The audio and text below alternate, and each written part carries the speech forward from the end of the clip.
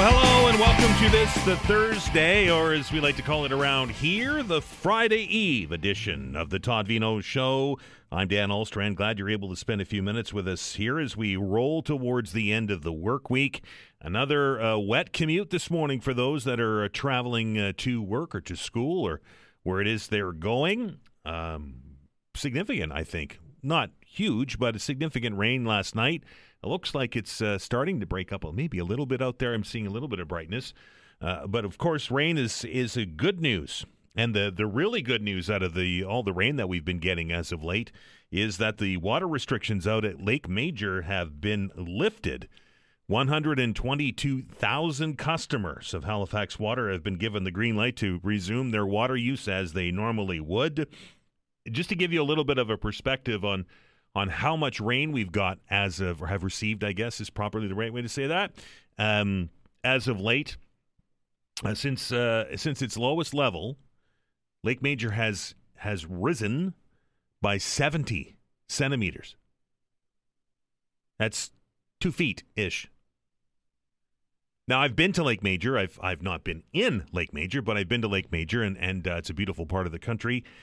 Did a little bit of reading on it last night when I heard that the water restrictions are back. It's not a huge lake, right? It's 5 miles long, about 8 kilometers long, and I think at its widest point, it's somewhere about 1.5 kilometers wide. Not a small lake by any means, but what I didn't know about Lake Major, it's one of these trivia facts, right, is that lake is in spots is 200 feet deep.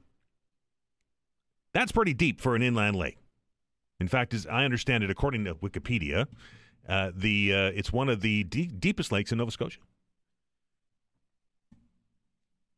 60 meters in some points. That's pretty deep. Anyway, good news for those of you that draw your water from Lake Major. Those restrictions have been lifted. As I say that, of course, there's voluntary restrictions that are still in effect for those of us, and I put myself in that category, that draw our water from Pockwalk Lake. Those haven't been mandatory, but the voluntary restrictions continue there. But I would imagine every day that we get a little bit of precipitation is good news, and we certainly haven't forgotten about y'all that are listening to us from the rural areas that are on wells, that have been watching your water levels very closely throughout the most of summer and now into the fall as we get closer to the winter months, and are hoping to see some of those water levels increase before we get the freeze up and all of the business that happens with that. We have a busy show planned for you today, so we're going to get right into it. Speaking of the rural areas in Nova Scotia, I heard yesterday from the province that this is the release from the government of Nova Scotia, by the way. An expanded quarry near Mount Uniacke will supply essential materials needed for things like roads and homes and schools and other buildings that support local communities. Northumberland Capital Corporation received environmental assessment approval for its expansion project yesterday. The 4-hectare site can now expand to 40 hectares its 4-hectare site can now expand to 40 hectares in size. The province says the quarry supplies aggregates for local construction projects and the building and maintaining of roads in the area, and goes on to say the expansion, though, must meet strict environmental terms and conditions, including the requirement to maintain a community liaison committee. Not everybody's happy about this decision by the province to increase the size of this quarry in Mount Uniacke. There's an organization there that has been advocating against this. And it probably came as pretty bad news yesterday, and we're very pleased to welcome from that group is Katherine Schnare. She's on the phone with us this morning. Katherine, how are you? Hello, Dan. Hi, I'm well, thank you. I kind of got lost in all your good news about Lake Major. I'm being in rural area. We're on a well as well, so yes, we've definitely been watching our water level and our water usage. So great news for Lake Major today, but yeah, not great news for Mount Uniacke yesterday in this battle that we've been in with Mr. Houston's government for the last number of years. What you just mentioned in your lead-in about what you read from the minister's statement about what this quarry supplies, that is all false. This quarry doesn't supply the things that Minister Holman has mentioned for roads, homes, schools, other buildings that support local communities.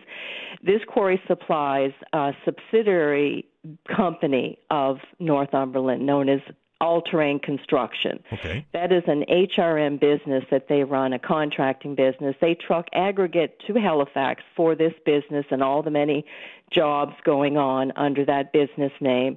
They return to Mount Uniacke with construction and demolition waste from those jobs that they're using this quarry site, besides being an aggregate business, of course, but they're also using it as their personal landfill. So to dump all of this C&D waste. They have actually delineated a wetland, wetland number 7, that the Environment Department told them specifically in 2015 to stay away from. But they didn't listen, and that was all brought to the attention of Environment 2 years ago. Proven with evidence, photographic aerial images, and from my understanding, those images are even accessible by government themselves through their provincial government landscape viewer. If they were to go there, and I'm sure they have, it shows the quarry has dumped this C&D waste onto public property, specifically the K-class section of the Old Mines Road. NSCCC was provided photos of this dumping by community members, along with our MLA, Brad Johns, in a meeting that was held in their offices back in September 23. The government can view the property boundaries online in their own database of property boundaries and aerial images. I'm sure they have, and if either they have or they're just redundant in not doing that even particular duty that they're bound to do, to check everything out thoroughly. Makes one wonder how you get an environmental assessment if all of this stuff, as you say, is going on. Exactly. That is a very good question. There are so many layers to this quarry operation, Dan, going back 10 years. But it's very clear to us now at the end of the 10-year battle. We didn't want it in the first place in 2015. We struggled with stopping it. But it's clear to us now that government is serving corporate interests and profits over quality of life of tax-paying citizens and the health of the environment. Today, and for the past 2 years, as I've already said, the environmental concerns were provided to the environmental staff in meetings. And, at the time, in the beginning, there was the normal quarry issues of noise and dust and truck traffic, and, of course, the blast concerns for people's homes and foundations and wells. But we couldn't even imagine 10 years ago when we cited concerns over potential environmental issues. We had no way we couldn't have imagined the things that we're discovering today with this area being used as their personal landfill site. And, one can quite easily understand why they're doing it, being in the business they are with their other side business.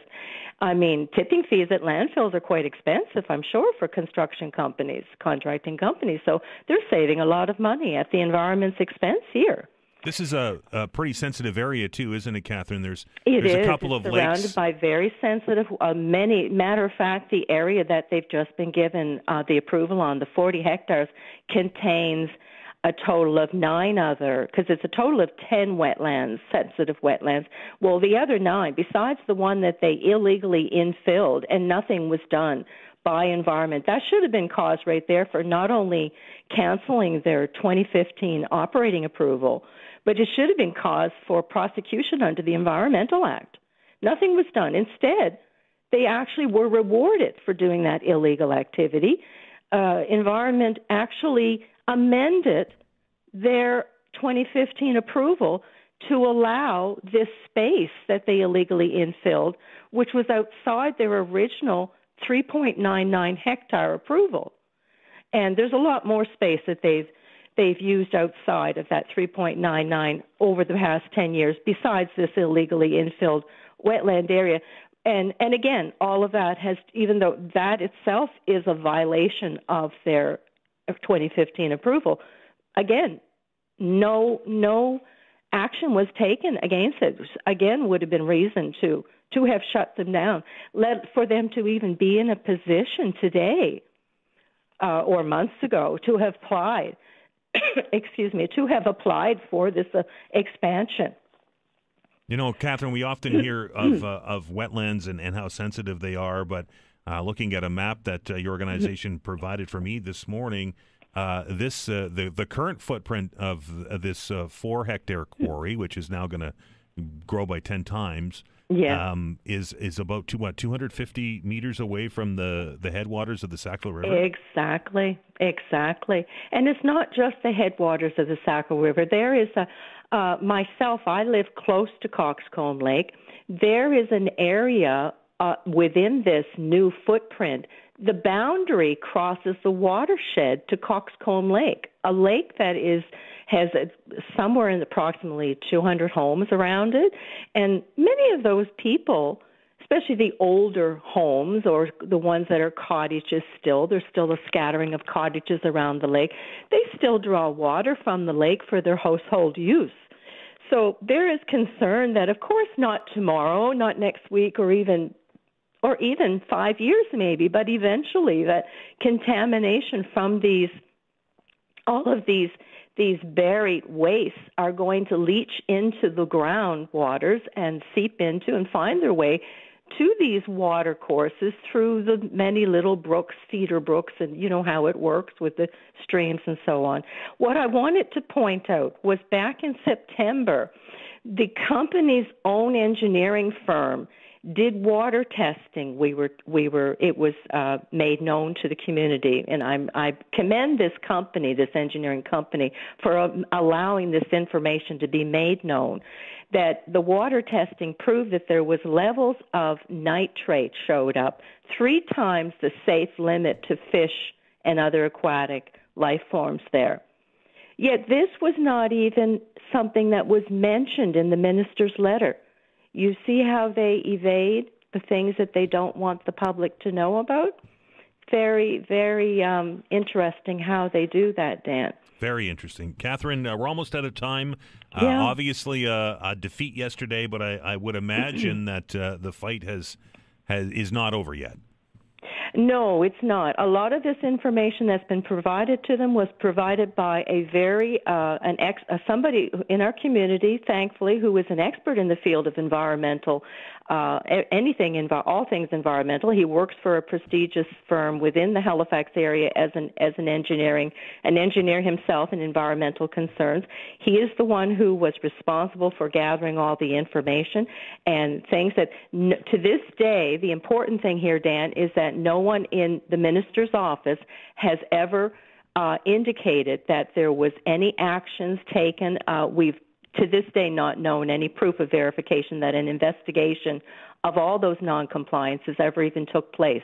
And yet the minister's letter basically gives them a glowing report that they've been wonderful stewards of the community and the environment here, which is just completely 100% false.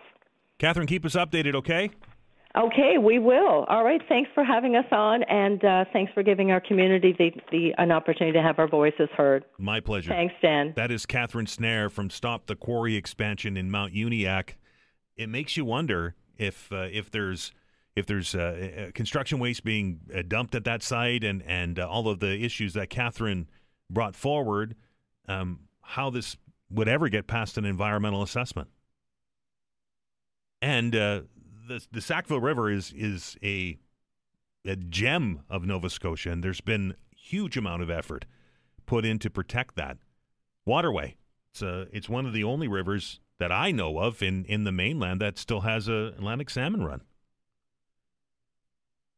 I'm assuming that this fight's not over yet, and we'll keep you updated as we roll forward. Going to take our very first break here on the Thursday edition of the Todd Veinotte Show. We're going to come back and have a conversation with the food professor, Sylvain Charlebois. Get ready, folks. Chicken prices are on their way up. And are you eating cloned beef? We're back in a minute.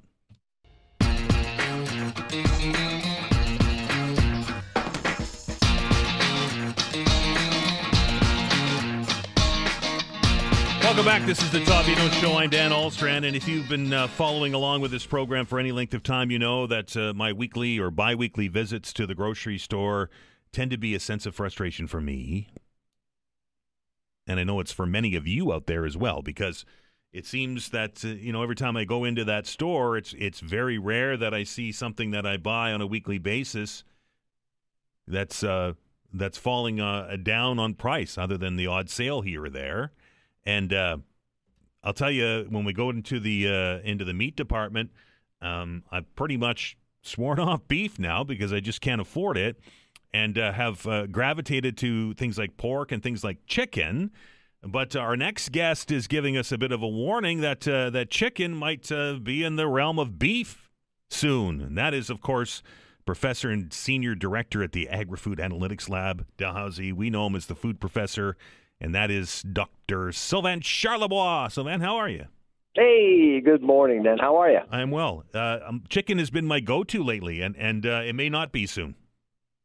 Not necessarily. First of all, I feel for Atlantic Canadians, and I'm one of them.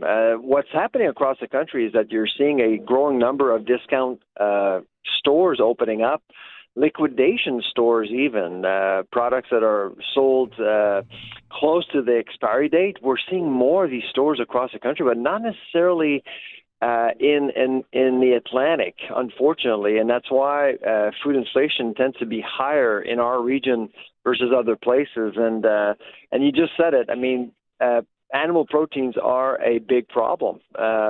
Beef is exploding. Ground beef is up 27% since the beginning of the year. Everyone's noticing. And guess what, Dan? if people are shocked by beef prices, they go for chicken, and guess what's happening with chicken? Chicken is supply managed in Canada. It's a steady as she goes meat product. Typically, it's very rare that you see an increase of 3 to 5% with chicken in any given year. But this year, because people are focusing so much on other meats than beef, Chicken Farmers of Canada underestimated chicken demand in Canada, and so not only that we're not producing enough chicken in Canada, but we're pouring in a record amount of chicken from the U.S. So imports are up almost 200% year to year. The good news is that, well, it is chicken. It's not going to take a whole lot of time for the industry to recover because the cycle is very, very short. It's 8 to 9 weeks. So it shouldn't take a whole lot of time for the industry to produce what we actually need and stabilize prices for chicken. So it's basically a supply and demand thing that's driving these prices? It's not anything nefarious? No, it's no. In past years, the avian flu was a big issue, and of course, we are seeing cases out west, particularly in BC. I think there are 16 farms affected by avian flu currently in BC, but not close to us. And so we're spared by the avian flu, but it's really, as you just said, it's a supply and demand thing. The supply and demand thing is not supposed to be affecting poultry because, like I said, you're producing what you need as a country with supply management, but they just miscalculated, or they didn't read the market well because of what's happening with beef. So there are a lot of protein orphans out there, quote unquote, looking for a different source of animal protein. So then, in addition to chicken, I've also made the switch to buy more pork because it tends to be, if not the closest to the cheapest food animal protein that I can find in the grocery store. Are we going to run into the same situation with that? Not really. Pork prices have been pretty stable. In fact, I've been looking at some of the sales this week across the country, including the Atlantic, and there are some good deals with pork if you're really careful. And so, if you're into pork, that would be my option. And by the way, we're a few weeks away from the holidays, and some people listening to us may wonder about turkey because that is supply managed as well in Canada, but we're not seeing the same pressure because turkey You know, Dan, turkey is popular, like, really during two periods of the year, Thanksgiving and Christmas. So they're not exposed as much to what's happening with beef. Turkeys have been expensive, in my opinion, over the last few years anyway, right? We're not seeing the 99 cent or $1.99 a pound anymore. Actually, like for turkey for Thanksgiving, I saw turkey at 99 cents a pound 3 weeks before Thanksgiving. So my advice to your listeners is to perhaps start shopping for your holiday turkey like right now. Because I suspect that you may see some deals because they want traction right away. If you wait until the last week before the holidays, you may end up, not finding that good deal you're looking for. Very quickly, so then we're almost out of time. I was getting ready for the show this morning, and as I do most mornings, I listen to the Big Story podcast, which you can pick up on anywhere that you get your podcasts. And lo and behold, there you are, featured in it today. And you're having a discussion with the host about cloned meat. This is kind of scary stuff, ain't it? You know what's scary, Dan? We actually outed Health Canada 2 weeks ago. So I was receiving phone calls from people in industry telling me that Health Canada was about to approve clone meat, so offsprings of clone meat to be sold on the market in Canada with no press releases. They were planning just to notify the 1,200 people that were consulted in the process. That would include myself, and that's it. No labeling, nothing. So I don't know about you, Dan, but clone meat doesn't sound all that appetizing. I would want to know exactly where it is in a grocery store, but we're about to see Health Canada approving this. And so I wrote an op-ed 2 weeks ago. It actually got featured in the Chronicle Herald. I think it was last week. And frankly, I'm concerned. We're repeating the same mistake over and over again without really showing any respect towards the consumers. Consumers need to know what they're buying and how their food is made. Is this like Dolly the sheep stuff we're talking about here, or is cloned kind of a generic term? No, it's exactly that. I mean, cloning is really about optimizing genetics in livestock. So you're trying to replicate the same animal to get the best product possible for the market. So you're basically allowing the industry to save some money on genetics, but what's in it for the consumer? Nothing. Would you eat it? I would, because the science is pretty clear. The problem is that, again, a lot of people listening to us are probably not inclined to buy cloned meat. Right. I suspect that a lot of people would be disgusted by that, and they would need to know where their food is coming from. Sylvain, as always, my pleasure. All right. Take care. That is Dr. Sylvain Charlebois, the food professor. Might be something you want to talk about when we open up the telephone lines after 11 o'clock today. Health Canada is not going to label it. Even if they did, would you eat cloned meat? We'll open up those lines after 11 o'clock today. Time for us to take a break here on the program. And when we return, of course, the show continues. We're going to talk a little bit about prefabricated homes. Been talked about an awful lot with regards to the housing crisis that we're having. These very quick to go up prefabricated homes, flat packed homes, however you want to call it. Some myth, some reality. Is it an opportunity? A conversation with a senior instructor at the Dalhousie University School of Architecture. Emanuel Jannasch will be our guest. You're listening to The Todd Veinotte Show. I'm Dan Alstrand. We're back in minutes.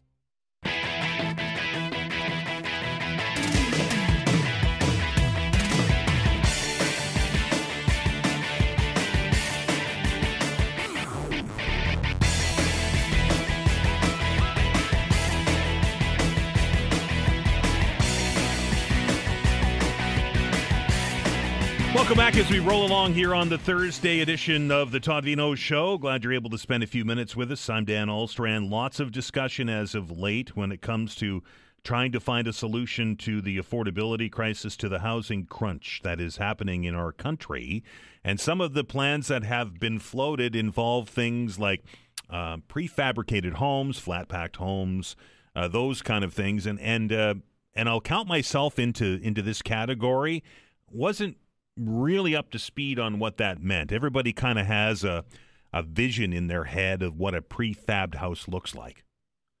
In preparation for today's interview, started doing a little bit of research and was actually quite and pleasantly surprised that I was wrong. They're not just the typical, and I'm putting quotes around this, the typical prefab home that you may be thinking about when it comes to this stuff. I think there's a lot of learning that needs to be done if we're going to go down this road with prefab housing. And in fact, there's going to be a talk at Dalhousie on the 20th November. That's next Thursday. And it's focusing exactly on that. And one of the presenters at this event is our next guest, senior instructor at Dalhousie University School of Architecture. And that's Emanuel Jannasch. How are you, sir? Fine, Dan. Happy to be here. Am I correct? Do people have perhaps a misconception of what a prefabbed home is? Well, there are lots of versions that people are talking about. There's panelized systems, there are panels that are complete, there are modular houses, or you would say a single wide mobile home is a complete module, and then you have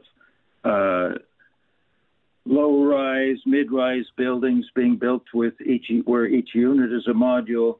There are lots of different ways of approaching that. Trying to get more of the building process into factories. Is this a viable solution? Have we had examples of how these type of houses have been successful? Well, it's partly, housing is the most acute thing, but people talk about productivity in construction in general. So there's a big picture that's more than housing, and there's some really interesting examples in Canada about where it has worked and where it really struggles and maybe can't work. So a favorite example of mine is the Polaris mine, which was built in the early 80s on Little Cornwallis Island, way up in the Arctic, 75 degrees north. And so they found some lead zinc ore that was very rich. So in spite of the remoteness, they decided they would mine it. And they built a concentrating plant for that in Quebec. I don't think it was a Davie shipyard, it was somewhere else. Anyway, they built the entire plant on a barge, and they towed it, way up in the Arctic, and built and basically created some leveled the sea floor and built the ground up around it. So that entire thing was prefabbed as one unit. Interestingly, when they built accommodations for the miners, it was a much more conventional process. They sent up materials, and I had friends of mine that worked up there with steel studs and drywall, and they built the accommodations in a much more conventional site-based way. And it's important that when we look at prefab that we actually understand the reasons that it works in some places and that in other places site-based construction is more useful. Emanuel, this has been talked about as of late as a solution to our affordability crisis and our housing crunch here in Canada. Is this would a prefab, these a couple of designed prefab homes, would that be an effective solution to the problem that we're facing? It's got its place. I think when we talk about a housing crisis, to me the biggest crisis, or let's say the factors there, are population policy, which was to maximize growth of population, which was well ahead of anybody's ambitions to train tradespeople. And so this this is where the affordability crisis comes from, and to what extent there's a technological or factory-based solution is less obvious to me. That's it's been something that I've raised here on a couple of different occasions when we talk about these cheap and quick to go up homes. We still need skilled hands to build these things, right? Yeah, and the theory is that you need fewer, and it's possible that you do. But when you look at images inside if you've ever toured inside a prefab plant, the work is not that different than is taking place on site. So it's a question what you gain by doing in a undercover and so on, compared to the cost of transportation and then fitting things together on site.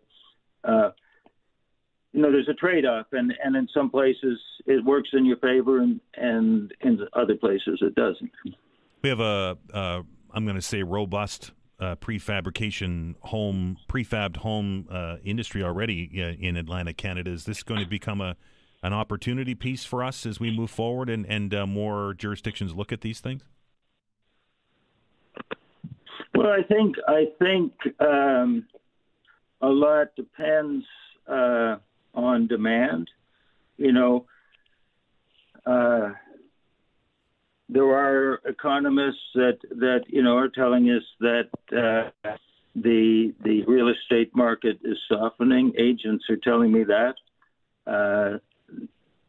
rents are not only slowing in increase, but in places dropping. So there's the kinds of solutions that actually reflect high demand and people willing to pay high prices may not be the same solutions that work when we do finally get things back to something like normal.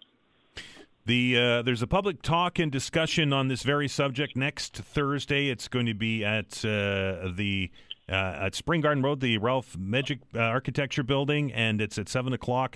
And if you want to learn more about prefabbed homes, I encourage you to go. Appreciate your time today, Emanuel. Thank you, Dan. That is Emanuel Jannasch, the professor at the architecture department at Dalhousie University. Interesting that it's this is one of the solutions that got presented to us as we started to look for ways to get people in housing, and I think that it's probably something that's going to stay on the government radar. But again, I go back to the concern of you got to have people to work in the industry and in the factories to build these things, and then you got to have somebody there to put them up. Yes, they'll go up quicker than a regular house. Yes, you can probably bang it out in a fraction of the time than you would to build a traditional house, a traditional building. But we are in a shortage when it comes to labor in the construction industry now. Now, as Emanuel said, things starting to slow down a bit when it comes to housing demand. It's not anywhere where it probably should be, but it's starting to slow down. And some of you have raised concerns with me about what happens to all of the skilled labor once all of these tower projects are done, right? So maybe 5, 6, 10 years down the road, there's going to be a number of people that are looking to get into this. But the housing situation is upon us right now, is it not? And I mean, if I knew what the solution was, I certainly would be probably a very rich man. But I think that prefab, we saw it after the war, right? We saw, I don't know if they're called prefab homes, but they were certainly single design homes. You don't have to drive around in north end of Halifax to see those. They all look the same, right? So is it a solution? Maybe. I think that there's still more work that needs to be done on them. I'm getting ready to take another break here on the program. When we come back, we're going to change gears up a little bit. A Halifax doctor seeing some what are being called game-changing results for cancer treatment with Hypothermia therapy. Not something you would think about, right? Getting really cold to help with your cancer treatment. Dr. Carman Giacomantonio is the Chief Medical Officer for Halifax-based Sona Nanotech, and he will be your guest. You're listening to The Todd Veinotte Show. I'm Dan Ahlstrand. We're back in minutes. All right, welcome back to The Todd Veinotte Show. I'm Dan Ahlstrand. I misspoke earlier. I said this new treatment that is being worked on here in Canada would use very cold is hypothermia, I said, but I was wrong. It's hyperthermia, which means they're using they're called gold nanorods and infrared light to deliver therapeutic heat that stimulates the immune system and apparently destroys resistant tumors. One of the doctors that's working on this project is joining us on the phone to tell us a little bit more about it, and that's Dr. Carman Giacomantonio. How you doing, Doc? Hi, Dan. How are you? Thanks for having me. So it's not extreme cold. It's the exact opposite, extreme heat. Yeah, so it's not extreme heat, actually. It's kind of like fever heat. So what we've done is we've capitalized on an evolutionary benefit that humans have. When we get a fever, although as soon as we get a fever, we take Tylenol to reduce the fever because it's unpleasant. Right. But the fever actually happens because it's a call to our immune system to become active, the innate system, the one you were born with, your mom gave you. And so what it does is it makes the immune cells hypervigilant. And so anything that's foreign, in the case of a fever and flu season, the flu virus, would be attacked. And the effect is very strong and very powerful, but you feel awful about it. What we learned along the way as well, and this was done over a number of years with doctors treating patients with cancers, is that sometimes when patients get sick with an infection, their cancers go away. And of course, we're all students, and so you're intrigued by that. And what we learned is that fever, also the immune activity that fever causes for infections, cancer can be like an infection. And so 100 years ago, a guy named Dr. Coley infected people to create fever to cure cancers, and it worked, but it also made them very sick. We, in my lab, sought to introduce fever into the core of a tumor. So to do that precisely, we use these gold nanorods that Sona Nanotech makes here in Nova Scotia.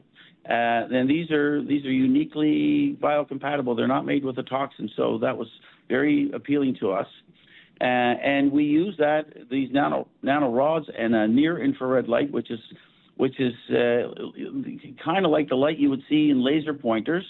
The energy from that light, when shone on tumors containing these particles, is converted into heat. And so we can control that heat very precisely. So not a long answer to your comment, but not extreme high heat. It's actually well-controlled moderate heat. So what's the treatment process like for the patient, doctor? Is it similar to the way that a radiation therapy machine works, or is it different? No, very different. And so that was one of the other things. Radiation, and it's done wonderful things for people, but it's horribly toxic, causes a permanent scar and damage to tissue. This is done it can be done in an outpatient office. In fact, our first trial was done in an outpatient clinic. The way it works is tumors are injected, just like if you injected a needle into anything. Tumors are injected with the gold. The gold is allowed to distribute for a little while, 10 or 15 minutes, and then literally a flashlight-type device is held over it.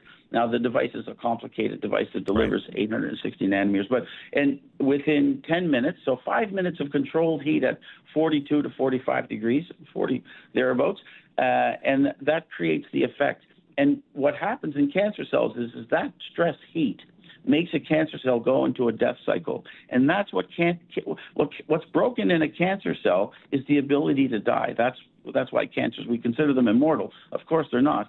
But we can activate natural death cycles by stressing them. And heat turns out to be a very important stressor. So we use that to stress the cell to go into a death cycle. Within 5 minutes, that's the entire treatment. That's the long and short of it. The patient, over time then, as those cells are dying, the patient's immune system that was also called into the area because of the heat is now gobbling those cells up, cleaning up the death. And as it does that, the immune system is being reintroduced to those cancer cells in a way it hasn't been before. That's why now the immune system is starting to attack those cells and kill them.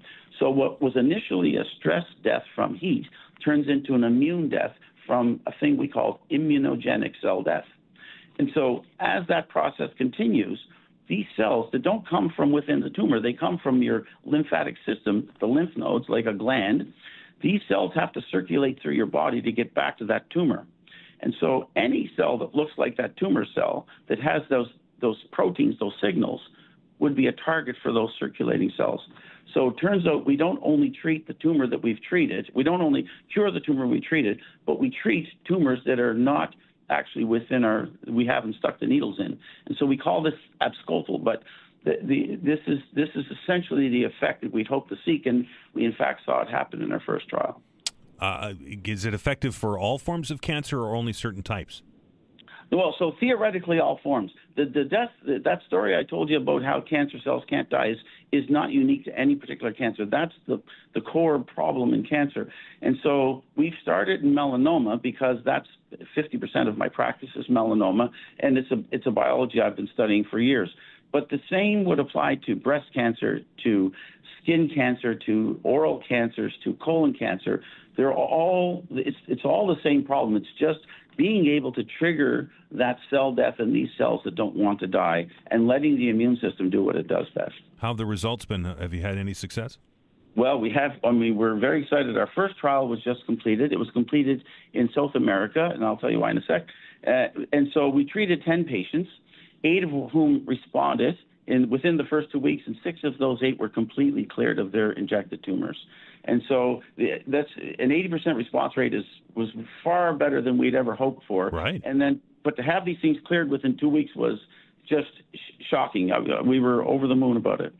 And we did it in Santiago because the cost of doing these trials in North America, the little nanoparticles that we use, have to be produced in such a way called good manufacturing practice that would have cost us $1.5 million. And we just couldn't afford that. And so, but the ethics that the trial that we got approved in Santiago was approved by our ethics committee in Nova Scotia. So sometimes people say, well, you're going there and taking advantage of people. We're not at all. If it's not approved in Nova Scotia, it wouldn't be done there. What's the next steps, Doc? Are you still testing, or when does this roll out? Yeah, so we're still testing, of course. We're in other cancers testing now, all the theories that I just explained to you.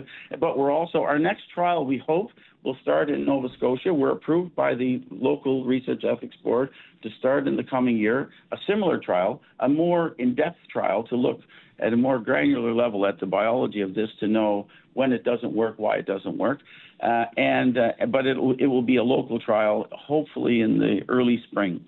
There's a lot of moving parts into that. We're talking to Health Canada now about that approval process. Any crystal ball as to when it could be available to patients?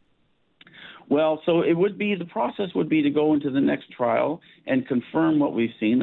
It's good medicine. And then from there go to a larger scale to get a better sense of all of the other details. And so but the quick turnaround time is very encouraging. So, but it's probably, in honesty, 3 to 5 years before we're actually in clinics in a kind of a standard of care way.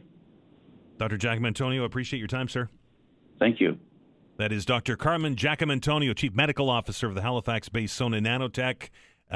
If those results continue and it being done that quickly, this could be an absolute game changer. And as the doctor said, Canadian-based research, the gold is being manufactured here now, he said. So a Nova Scotia cutting-edge medical technology. And can you imagine if you didn't have to go through the chemotherapies and the radiation therapies and were able just to get an injection and then did he say a few minutes with a lamp and suddenly it starts to work? 6 out of 8. Obviously early days, but encouraging results to say the least. Getting ready to take another break here on the program. We're going to open up the telephone lines after the news at 11 o'clock. It's an open hour. The same rules apply as always. You can talk about whatever it is on your mind, but I am curious, if you heard our interview earlier today with Sylvain Charlebois, who is raising some alarm bells about Health Canada stopping to label cloned meat in the grocery store. My question to you is, would you knowingly eat cloned meat. 902-405-6000, 1-877-801-8255, the open hour, after the news.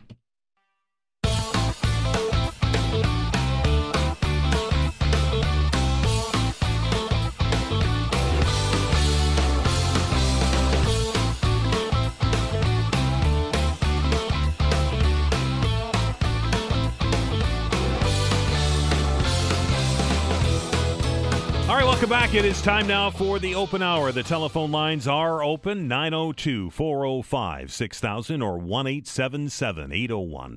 1-877-801-8255. Regular rules apply. You can talk about whatever it is on your minds. That's the beauty of the open hour. But I'm curious, based off of the conversation that we had with Sylvain Charlebois, the food professor, earlier in the program today, is it alarming? Maybe even downright scary? That we soon could be consuming cloned beef, pork, salmon, and not even know it. I'm going to read you a couple lines of the National Post before we head to the phone lines this morning. By the way, if you want an in-depth look with Dr. Charlebois about cloned meat, you can log on to wherever you get your podcasts and download the Big Story podcast today. That's where I heard this from today, and it's a pretty good rundown of what's happening. So if you're looking for a podcast to listen to today or tonight, there's an opportunity for you right there. This from the National Post. It reads, cloned meat could be coming to a grocery store near you, whether you're receptive to the technology or not. You may be none the wiser from looking at the package. Health Canada has made moves to lift restrictions on meat cloned from cattle and pigs and no longer consider it a novel food, meaning it could be commercialized without notification or labeling. If you're curious, novel foods are products that are new or changed compared to existing foods, such as the first Health Canada approved genetically modified animal, and now defunct, Aqua Advantage salmon, which hit the shelves back in 2010 with no special labeling required. According to Health Canada's policy update, the department's food directorate decided there should be no difference between the regulation of cloned and conventional meat products. Foods derived from clones of other animals, things like goats and sheep, however, are still considered to be novel foods. Thursday traditionally is my grocery store day, and it's normally a cause for concern just based on the prices that we see every day. Let me ask you this question. If you're at your local grocery store, and we'll use beef as an example, and there are two steaks in the butcher's cabinet there staring at you, and you want to have a steak. One of them is a conventional steak, like we've been eating steak for many years. And the other one is cloned. Now, if this rule change happens, we won't know the difference. But for the sake of the argument, let's say we do know the difference. Would you eat the cloned steak or the real steak if all things were equal? And in addition to that,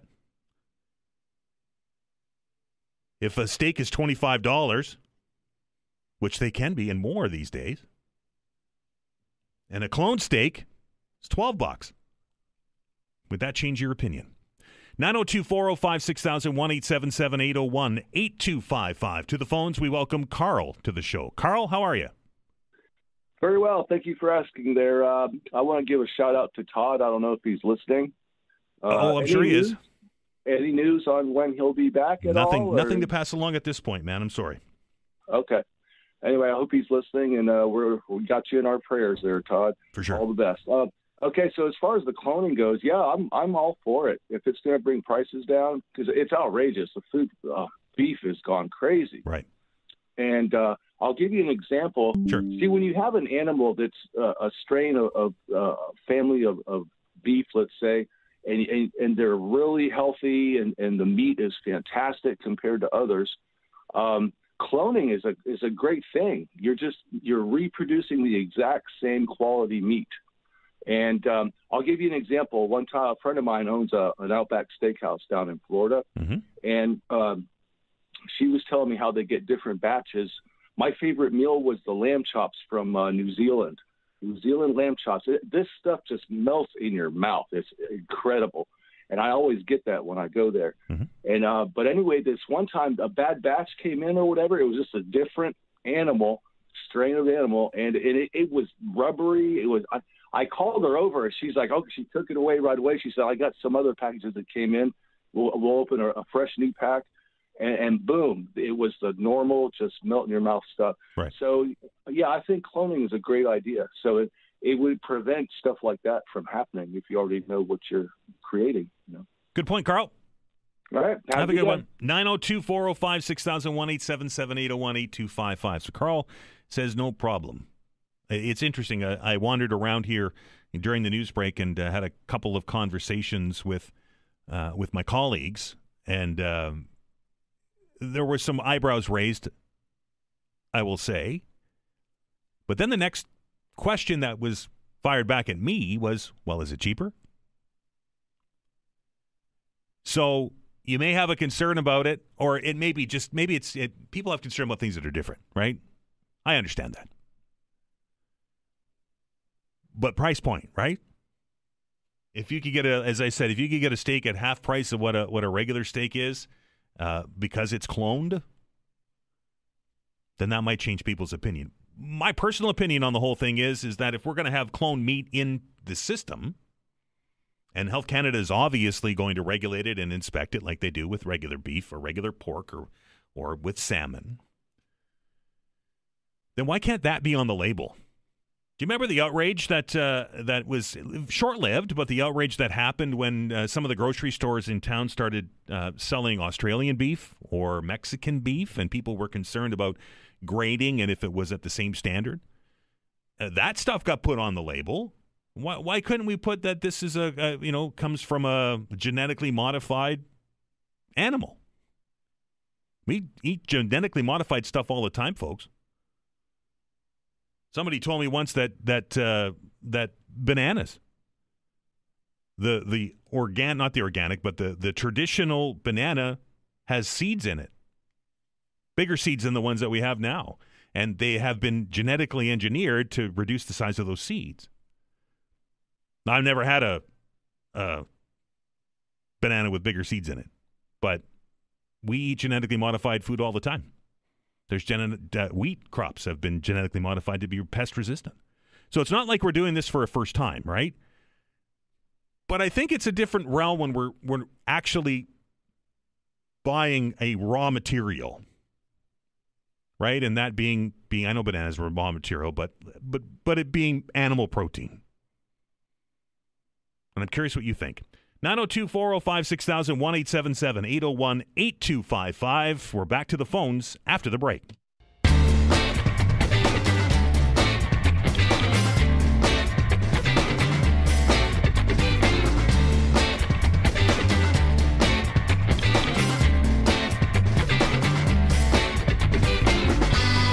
Welcome back. This is the Open Hour, 902-405-6000, 1-877-801-8255. Lots of open lines, folks, if you want to get onto the conversation. Normal rules applies, as I've been saying, throughout this hour segment. It's you can talk about whatever it is you want to talk about. That's why we call it an open hour.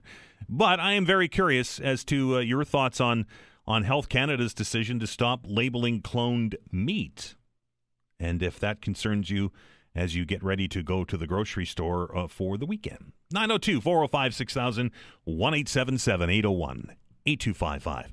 We welcome David to the show. David, how are you?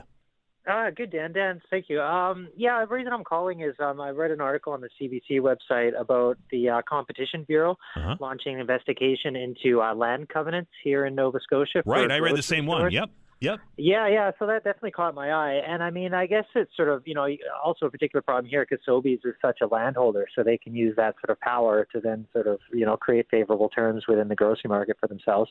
And it's just like, I don't even know why this would be allowed to exist in the first place, because it's clearly anti-competitive. The reason they're doing it is they don't want somebody setting up shop next door to them who will potentially sell cheaper groceries and take away business. But of course, that as far as consumers go is the best thing, and how we sort of seek to maintain a well-regulated market where prices are reasonable and that kind of thing. But I mean, more than that, the grocery stores benefit a lot from society. We have police, we have courts, we have banking systems, we have government regulations. All of this helps them to operate in the stable market, where they can accrue yearly profits and reinvest those and, enjoy all the sort of benefits of a free and open economy. So I think one sort of caveat attached to that is that fair play, you just everybody has to play by the same rules. You don't get to use the market power that you have to create these sort of unfair, favorable conditions for yourself. But the other sort of day you mentioned the prices of steak in Texas, and I think probably one big difference from the States, not knowing much about other than just Texas being beef country and stuff, is just the level of competition. And I'm sure there are many grocery stores, competing with each other, and that's just sort of something enshrined in the American mentality that, you compete for your market. But here in Halifax, with just two grocery stores, just two major competitors, you don't really have to worry about your competition because, if you just raise your prices, well, your competitor is going to do the same.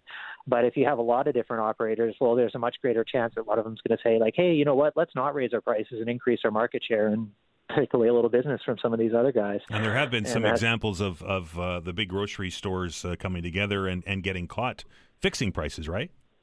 Yeah, that's it. But I think with such a limited amount of, you don't even need to collude directly. You just sort of know what your tacitly, I guess it's called, what your competitor is going to do, and that there's no real reason for them to sort of engage in a costly price war when you can both just sort of, charge higher prices and maintain your current market share and just continue forward in this nice, easy, comfortable environment kind of thing. But yeah, absolutely. I mean, there is that motivation to use the power that you have unfairly, and that's sort of the role of government to sort of, prevent that from happening. So I guess it's just, I say it's a great thing that the Competition Bureau is looking into this, but, it shouldn't be allowed to happen. It just reminds me when the Oxford Theatre closed. Basically Cineplex couldn't operate the single-screen theater profitably, and they decided to close it, which, I guess is their business decision. Yet they were so threatened by this theater that they couldn't operate competitively, that they attached a land covenant to it saying that nobody else could operate a theater there. So, the city lost this historical landmark that maybe a sort of community group could have taken over and operated as a repertory or sort of, I'm not sure what you call it, but small-scale cinema, showing independent films and that kind of thing. But yeah, they instilled just to, kill it and salt the ground and make sure nobody else could ever operate a theater there as well, too. So it's just sort of, it's just something that really shouldn't be allowed to happen in an open, fair, free market economy. Thanks, David. Yeah, thanks, Dan. Thank you. 902-405-6000, 1-877-801-8255. A couple of things very quickly. What Dave was talking about, that story was on the CBC a couple of days ago.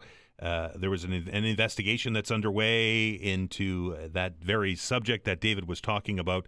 It came from a news story that originated here about Sobeys owning these land covenants, whatever they're called, and preventing stores like the dollar store from selling bread near their stores. And it has since spiraled into other things, and independent retailers like the Gateway Meat Market out there in Cole Harbour Way. I know it's probably Westfall, but they have expanded and are very busy. And to David's point, it must be very difficult to try and compete against those two giants, right? But I think he's correct in saying that the more competition that we have in the market, the better things will be. Unfortunately, I mean, there are some cases, and there's some butcher shops, and there are some small market stores that are around, but it hasn't been enough of a market penetration to affect the prices at the two giants, right? That'd be that's a tough hill to climb. And to the Texas steak price, when I mentioned that, I got a couple of emails from people who did some research. Some people, I think, were down there that were doing some research and said they couldn't find the same deal that I had mentioned. So I went back to the person that told me that, and it turns out it was a local butcher shop that was had a super discounted sale where the steak prices were that much cheaper than they were here. Many of you, a couple of you, sending me flyers from different places down in southern Texas where meat prices were pretty close to the same as they were here. But it's very much like a situation like Gateway Meat Market or if your local butcher shop has a deep discount. And of course, when you get a deal like that, you're going to brag about it, right? 902-405-6000, 1-877-801-8255. Let's welcome Jack to the program. Jack, how are you? I'm not doing too bad. That was a great last call. I really enjoyed hearing all those points of view. It was really good. Calling in about the Public Accounts Committee yesterday. Okay. I don't know if a lot of people heard it, but there was quite a back and forth about housing, and the NDP and the Liberals were quite put back by the fact of the lack of progress on building more housing units in Halifax. And then the government MLAs come out and said, hey, you guys are a bunch of hypocrites. Right. And what I found very interesting about this is a little known fact that this government enacted a very hypocritical policy probably back in the April timeframe when they changed the distance that an MLA must live from the downtown core, the House of Assembly, in order to qualify for us to pay for an apartment for them. So they changed it from 100 kilometers to 50 kilometers. And it's ironic that the first person to do it was the Community Services Minister, Scott Armstrong. He actually signed up for that government provided housing, and 50 kilometers, most of us commute that far every day. So it got kind of convoluted for them to say it's hypocritical of the government, the opposition, to not ask questions about housing. And here we have the Minister of Community Services stepping up and getting an apartment downtown for a government that only sits like 8 days at a session, maybe 10 in the spring, 8 in the fall. And they allowed 2 ministers to get apartments, which, it's all optics, but it's not going to affect the market much, but it's optics. You lead by example. And I've always seen Tim Houston as the kind of guy that really leads by example. And this one really caught me off guard to see that they're now going back and changing back to an old policy that was done away with because it was felt that 50 kilometers was a reasonable amount to drive for the short number of days a year that an MLA comes to the city. And then it's all visible on MLA expenses online. Armstrong really kind of took us to the cleaners on this one. I mean, added like a bed frame and bar stools and even a laundry basket from Walmart as part of the package of getting an apartment. To me, that is not leadership by example. When you've got home heating rebates being cut, right, you've got people who can't find apartments, can't get into homes, to go and change that, that's got the federal Tory mentality all over it. And I take great pride in us being progressive conservative. And that is not a progressive move. That is to me, you're not doing what you say you're going to do. You're not leading by example. You're basically opening up, and it was only PCMLAs that qualified, of course, for the new thing. And I mean, I'm not sure why Armstrong would need to travel, given that he replaced a 78-year-old retired minister in his riding or constituency that had no problem driving the distance. It didn't seem to make any sense to me when I read about it. So people should go back and look at that change that came with all the changes from the Deloitte & Touche report on what MLA's compensation was, and just kind of hold it up against some of the comments that they're making, because to me, that is unacceptable to be expensing that kind of stuff and doing that. I mean, hotels and per diems. If you're not in the city all that much, why are we not there? Great points, Jack. All right, thank you. Have a good one. 902-405-6000 or 1-877-801-8255 in case you're curious about what Jack was referring to. Yesterday, the Houston government called the opposition hypocrites when they raised questions about the province's housing record. And Nova Scotia's NDP leader Claudia Chender said Minister Colton LeBlanc admitted that half of the 16,200 new affordable homes the Houston government claimed to have created were not new homes, but were rent supplements. The NDP says the Public Accounts Committee was unable to explain why they're lumping those together. PC caucus put out a statement in response saying the opposition called on the government to spend more to address housing despite voting against the budget increases 4 years in a row. PC MLA Brian Wong says it's hypocritical for the opposition to call for more investment in crucial programs that support Nova Scotians after voting against increases to their budget at every opportunity. Open Hour continues after the news. You're listening to the Todd Veinotte Show. I'm Dan Ahlstrand. Back in minutes.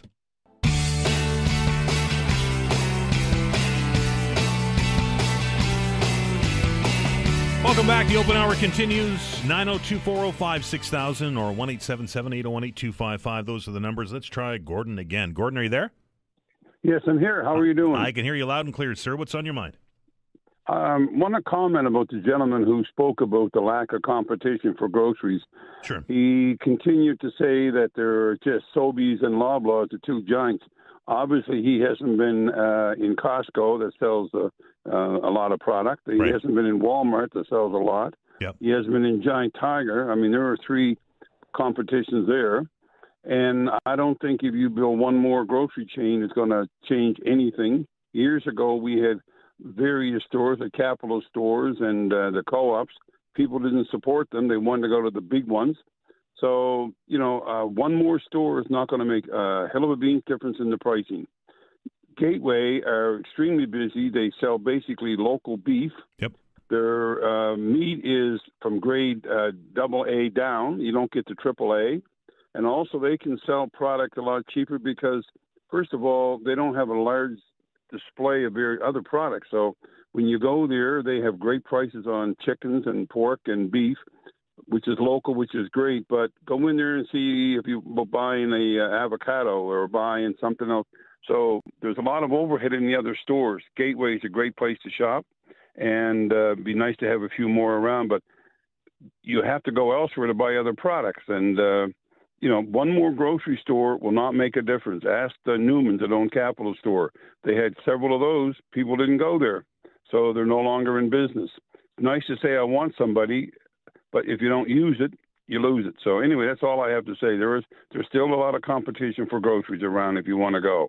You can't get a cart many times at Costco. It's so busy at the meat department as well. So anyway, that's all I have to say about the competition. There's a lot around if you want to look around for it. Appreciate it, Gordon. Have yourself a great day. Take care. 902-405-6000, 1-877-801-8255. Gordon is 100% correct. There's Costco, there's Walmart, there's Giant Tiger, there's Sobeys, there's Loblaw. These are all big, and in most cases, multinational companies. Right? The Gateway example is the way that we used to do it. Right? Before the supermarket.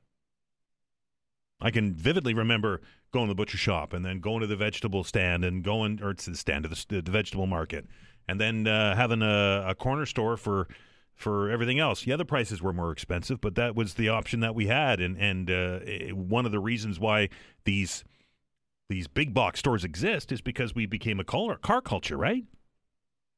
And you can drive, and we'll go there. We'll go to the Walmarts because we think we're getting a deal, or it's and hey, I'm not disparaging people for trying to save some money these days. I really don't get me wrong. I totally understand that, but we used to have much more choice when it came to where we shopped, and we knew the guy or the person that was behind the counter, and we had that local connection, right? And the gateways, and there's others too. We're just kind of using Gateway as the example, are kind of contrary to the model that is today that we've become accustomed to. And they're very successful. Look how big that expansion was. Let's welcome Nicole to the show. Nicole, how are you? I'm well, Dan. How are you? What's on your mind today? Oh, this food thing it's big. There's so many different layers to it. And it's interesting to look at the CBC article that came out the other day about Sobeys. And I first heard about that about 10 years ago. And a girl that I was working with who actually was listed in the article as one of the researchers, Jenna Hanna-Curry, at that time she was doing a thesis on the food deserts in Nova Scotia, specifically in the HRM. Yep. And that was something that came up at that time, were these contracts that were preventing equitable competition in the area. And so it's something I've been paying attention to for a while, so I'm thrilled to see that it's finally coming out. it's unfortunate that it's taken so long to get to this point that we're finally asking these hard questions. And I think to Gordon's point about the competition and not having perhaps as much as we think we should, it's like all things. We've had to learn some really hard lessons. And convenience culture, I think, as a society has taught us some really hard lessons, because when we had the choice, we didn't want it. We didn't want the inconvenience of having to go to all of the different places, and the shiny new object of the big box store really lulled us in. And now we have these massive supply chain issues. And it's ushering in the convenience of things like GMO and now this cloned meat, which is terrifying. The idea that we have no idea what our food origin is anymore. And that goes way back. I mean, we had the issue when we moved from into factory farming, monocropping, what we've looked at with chicken farming. Like, it's horrific when you look at these current farming practices. But if you speak to hobby farmers or small-scale farmers who have maybe a more biodiverse farm, they've been running into a lot of regulatory issues over the years where they're not even able to serve their communities the way that they want to if they don't have the right regulations in place, or they don't have the ability to get the licensing to sell their product directly sometimes to the community. There's all of these bureaucratic loopholes and issues that are preventing communities from being self-sourcing, self-sustaining. Gateway is a great example of breaking the model, but if we look at it just strictly as a corporate model, we're missing the point. That is a family who decided that feeding their community was important. And there's a certain ethical and moral compass that gets embedded in that has allowed them to be as successful as they are. And I think if you don't have those morals and ethics, you cannot recreate Gateway. Like, you will not be able to just take their model and make it work anywhere else. And I think that's why we haven't seen it work. People are looking for the easy franchise option, and it's not that simple. It really has to start with us wanting to be able to take care of our bodies, our families, our communities, looking at how we're actually reallocating our hard-earned money, what we're putting it into. And we're repeatedly being shown that the Sobeys and the Loblaws and the Costcos and the Walmarts of the world are not deserving of our time, attention, and energy, but yet that's what's getting it. And it's kind of perpetuating this bigger issue. It's a much bigger existential issue, but I'm really paying attention to this rise of information that's coming out, and then like the dissonance right now of, okay, well, we know it's happening, but what do we do? And we're kind of in that pressure point where we know we need more options, but they're not fully there yet, but yet there's still a blueprint from the past that we can modernize to start creating new solutions. It's a bit of a ramble, but the cloned meat is going to be highly problematic going forward, specifically because we're also a society, specifically in Canada, that has universal health care. And if we think that getting into cloned meats and more GMO and more factory-processed food is not going to cause our healthcare system to absolutely explode, we're laughing. Like, we're lying to ourselves at this point. So a lot of things to consider, and I don't know what the answers are, but if they're not going to label the cloned meat, and we're waiting for mommy and daddy government to tell us that they have to, that's a bigger moral and ethical issue, I think, with us as people, where it should be the corporations, it should be the producers, it should be the people doing the right thing, not waiting to be told to do the right thing. But that's a conversation for another day, I think. Nicole, appreciate it. Thanks, Dan. 902-405-6000, 1-877-801-8255. I wonder if we're opening up the door, and this might be a simplified version of it, to going to the grocery store and like we see in other areas, having organic and non-organic meat, right? Like, I'm wondering if that is going to be the byproduct of this labeling thing, because a lot of people will focus on buying organic stuff, right? And there's rules that are associated with organic produce and other things along those lines, and people will pay a premium for that. And I'm wondering if that is maybe where we're going to go with this labeling issue, because I think it would be imperative to know where your meat comes from. A lot of people don't know what the process of getting that steak or that hamburger onto that tray in the grocery store. A lot of people don't want to know how that works, right? I think that maybe this is the beginnings, and maybe I'm just reading too much into this, but maybe this is the beginning of creating that new niche to charge even more for the regular meat that we're used to, because we'll put a different label on it. Maybe organic's not the best label for it, but I think that the door is now open wide for that. Last word today goes to Joe. Joe, how are you? Hi, good, Dan. Yourself? I'm well. What's on your mind? Well, I just want to tell you that I just left home I shouldn't say a few minutes ago, but I was driving down the Hammonds Plains Road. I passed the Sobeys shopping area there off 102. Yep. Or, sorry, 103. Upper Tantallon, are you talking about? Exactly. Yep. Right, Upper Tantallon there. And then all of a sudden I was stopped between that and where the Esso station, I think it is, and the Robins. Okay. And it took me from there to the Atlantic Superstore where I just arrived, 47 minutes. That's crazy. So just so you know, how your driver said, I can sneak through. Well, maybe you can sneak through in 5 minutes, but you certainly the majority of us cannot, right? Wow, man, that's a long time. It is.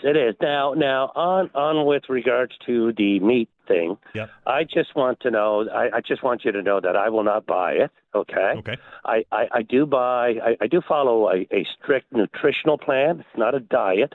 It's a strict nutritional plan where I follow the Dirty 15, right? Where I don't buy these types of fruits and vegetables that are not organic. Every other that isn't on the Dirty 15, I can do it.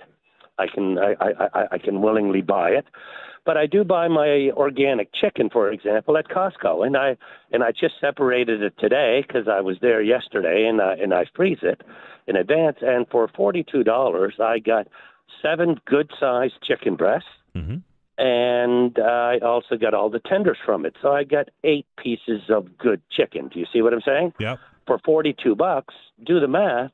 That's not any more expensive than what I would buy here at Atlantic Superstore where I'm at today right now. Right.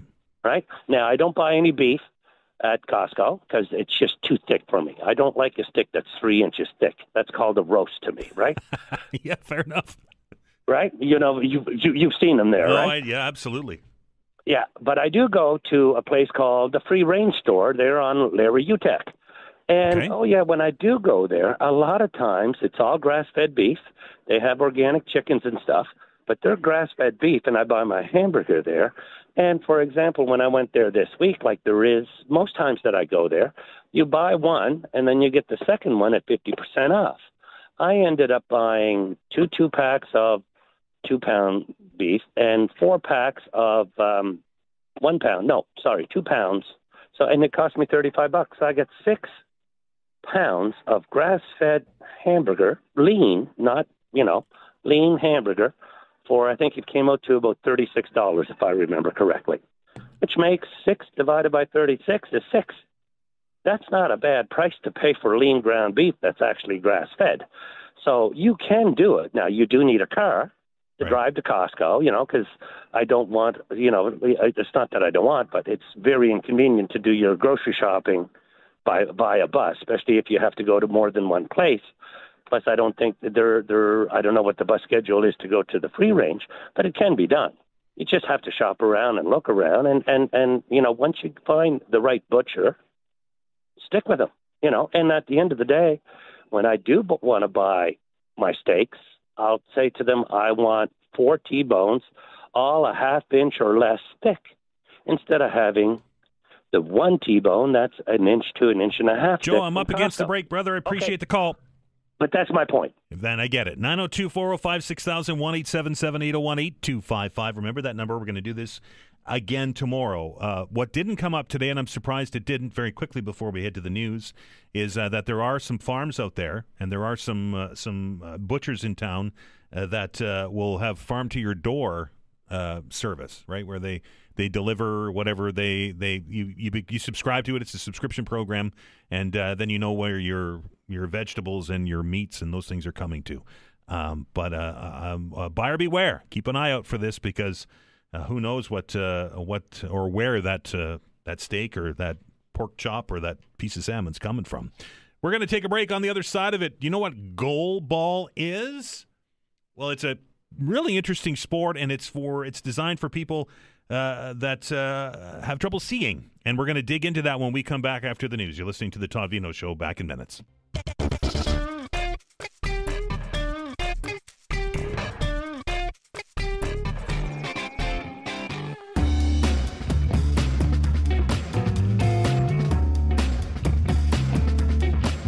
Just enjoying a sandwich during the news break there, and I was looking at my sandwich differently than I would have at this point yesterday, thinking about the bread and the perhaps genetically modified wheat that was in that bread, and then of course the deli meat in between the two pieces of bread, and where that came from, and probably shouldn't have done that. But anyway, we're having a discussion today. This is the open hour, by the way. You can talk about whatever it is on your mind. The telephone lines are open. Lots of open lines if you want to get on. 902-405-6000, 1-877-801-8255. And the reason why I mentioned the deli meat is, do we really know where it comes from? There's been discussions about that for years, right? Particularly when it comes to those processed meats. 902-405-6000, 1-877-801-8255. We begin with Chris. Chris, how are you? I'm good, Dan. How are you after your sandwich? Feeling a little better. I was getting a little parched there. Look, I didn't. Well, first of all, for all those listening, I'm not going to talk property taxes today. Well, there you go. I'm not going to talk bike lanes. I'm going to wait till Monday for all that. Store it up over the weekend. Fair enough. I missed your initial opening, and is there talk about selling cloned meat? Well, the genesis of the story, Chris, and maybe for those that are joining us late, is that Health Canada is going to change the rules so that producers don't have to label it. So you won't know if you're eating cloned meat or regular meat moving forward. Okay. So when they mention cloned meat, are you talking lab-grown meat, or are you talking meat that's harvested from a cloned animal? I believe it's from, and you're not the first person that asked that, Chris. I believe it's the animal. They're modifying the animal to make them the highest producing yield that they can. I don't think this applies to lab-grown meat, right? Okay, so they're not really cloned. It's not really cloned. Well, they're using animals. They're using genes from one animal and they're introducing them into another. So that, I guess, technically is the definition of cloning, right? But in some ways, they've been doing that for years. I mean, farmers have been doing that for years with like apple orchards. You get a branch or whatever from one tree, put it onto another to increase yield. I think that's called, isn't it? It's called grafting. Grafting, yeah, exactly, yeah. So, well, I'd like to kind of know when I go to the grocery store if the meat is coming from a genetically modified animal in any way, shape, or form, or if it's just now. There is a lot of talk about and some conspiracy theory. I think that Bill Gates is behind the push for lab-grown meat. I can't see that, but anyway, it certainly won't be any cheaper than getting the meat the way we normally get it today. I wouldn't think, since there's more involved. But the labeling, I think it would be important so that people at least have a choice and know what they're buying. Yes. What happens today in lots of cases when you go get a piece of meat, they have been marking some of the meat at Superstore, I know lately, as ungraded Mexican beef what have you. And there may be nothing wrong with it, but personally I don't buy it. If it says ungraded Mexican beef, I don't buy it. I try and buy Canadian or Nova Scotian or local whenever I can anyway, and I've been doing this all my life, not anything to do with the elbows up deal or anything like that. But let's take a situation where you were able to get that particular meat. Suppose it was going to be cheaper, but they don't have to label it. What's to stop the retailer from charging the top line price for like your AAA Alberta beef or whatever grade they might have? You wouldn't know the difference, would you? Well, if there's no labels on it, absolutely not, you wouldn't. No, and as we know, left up to the retail establishments, we saw this with the bread fixing thing and so on, if there's an opportunity to rip off the customer. Now, maybe I'm being cynical, I think I'm being realistic, but where there's an opportunity for the retailer to rip off the customer by not disclosing certain things and or charging for a grade A when it's really a grade B, C, D, or what have you, I think when the opportunity is there, they're going to take advantage of it. And we've seen it in the past, and that's not going to stop.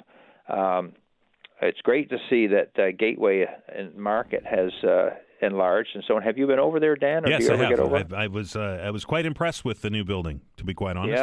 Yeah, they've done, and they've always been a great place to go get a deal on meat and so on like that. And I always wonder, small relatively speaking to Sobeys and Loblaws, if they can do it at those kind of prices, why can't Sobeys and Superstore? You'd think that the bigger guys could actually sell it cheaper because of their volume and buying and processing and so on, wouldn't you? Many people tell me it's because Gateway and those specialized stores, that's exactly what they do, is they specialize, right? And the volume of things that go through there. But if you think about the volume that a Sobeys would go through, it's not just in Nova Scotia. Sobeys is nationwide, right? So it doesn't it kind of make sense, does it? Well, that's the whole thing. I used to work years ago as a manufacturer's representative or agent for a number of manufacturers out of Montreal, and I would call on retailers and wholesalers and so on in the Atlantic region and sell them product directly from the manufacturer. And when I went to the what used to be the old Tower store and Stedman stores and the IGAs and stuff like that back in the day, those guys got way better prices than someone that's a mom and pop operation or a one-off or a small chain or whatever, just because they were dealing in volume. So I can't imagine that there'd be any problem for Sobeys or Superstore, Loblaws, if they wanted to. So the desire's not there. The ability to do it is there. I feel that 100%, but the desire to do it is not there. That's the problem. It's all about the money. And I noticed Loblaws just released their last quarter earnings, almost $800 million. That's up from the past few years, isn't it? It's astounding the amount of money that the grocery stores make. Hey, Chris, I appreciate it, sir. Anyway, Dan, thanks very much. 902-405-6000, 1-877-801-8255. When we talk about grocery stores and we talk about grocery prices, I'm reminded of a quote that I heard not that long ago, is that we live in the world now of maximum profit, right? And Chris is right. You know, this might just move away from the ethical discussion of cloned meat versus regular meat, and if one is cheaper than the other, then does it get passed off? If there's no labeling, you wouldn't know. I don't know. Back to the phone lines. We welcome Gordon to the show. Gordon, how are you? Hi. I lost you there. Gordon, you still there? Yep, still here. It's on your mind, sir. Yeah, I can hear you. Are you there? Gordon, I'm going to stick you on hold, and hopefully you'll get into a better spot and we can continue our conversation. What we're going to do now is we're going to take a break. We'll get back to the phones on the other side of it. You're listening to the Todd Veinotte Show. This is the Open Hour. We're back in minutes.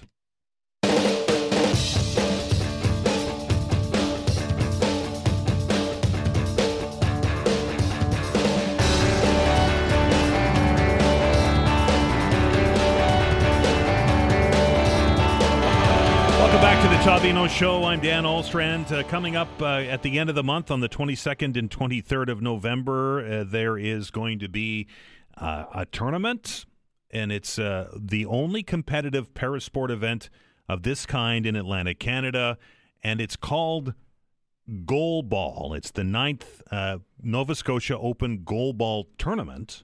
And to tell us a little bit about this and how the whole thing works, we're very pleased to welcome the chair of Blind Sports Nova Scotia, and that is Peter Parsons. Peter, how are you? Good, Dan. How are you? I'm well. Now let's set the table here, and you can explain to us what exactly Goal Ball is.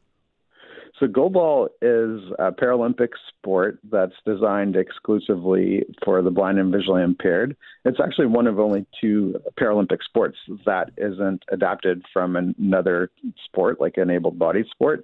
It was designed back after World War II for blinded war veterans as a part of their rehabilitation, and it has been a Paralympic sport since 1976.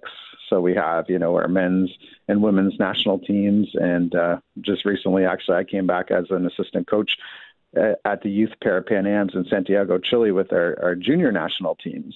And so, it's played throughout the world, and it's a very competitive sport for the blind and visually impaired. And the thing about goalball is that no matter what level of visual impairment you have, we're all in an equal playing field because we're wearing eye shades, which act as a blindfold, essentially. And we have to use our other senses. Like the ball has bells inside it. We have to hear the ball. The lines on the court are tactile. It's string under tape, so we feel the lines under our feet with our hands, depending on our position. But there's 2 teams of up to 6 people, 3 people on the court at once, and you're throwing the ball back and forth on the floor, having to dive on your side, get your body in front of that ball to defend your net. The court is the exact dimensions of a volleyball court, 9 meters wide, 18 meters long. And you have 2 4-foot-high nets at each end of the court that the teams are defending. It's kind of one of those sports. It's tricky to describe, but if you search it on YouTube, it's a good way of seeing what it looks like. Or coming out to our tournament next weekend to watch. Peter, is it 3? It's 3 aside. Is that the way that it works?